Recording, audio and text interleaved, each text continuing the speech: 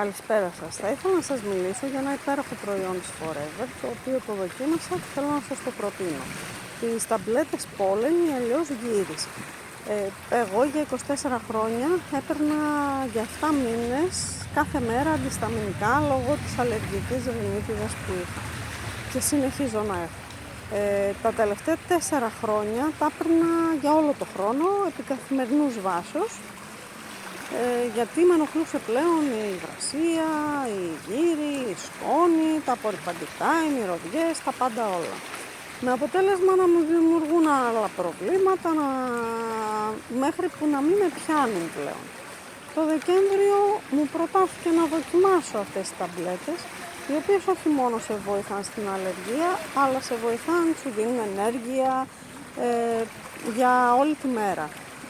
Τις δοκίμασα, όλο αυτό το διάστημα χρειάστηκε να πάρω 6 με 7 χάπια αντισταμινικά, όλο αυτό το διάστημα τους 6 μήνες που τα παίρνω, και πλέον φροντίζω να μην πάρω καθόλου αντισταμινικά αν είμαι σε έξαρση, απλώς να αυξήσω τη δόση, αντί για ένα χάπι τη μέρα να πάρω 2 ή 3, τα οποία δεν σου κάνουν κακό,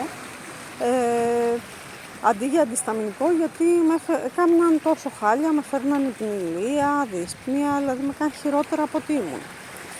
Οπότε πλέον τα έχω σταματήσει τελείως, παίρνω μόνο τις βιταμίνες και σας τις συστήνω ανεπιφύλακτα.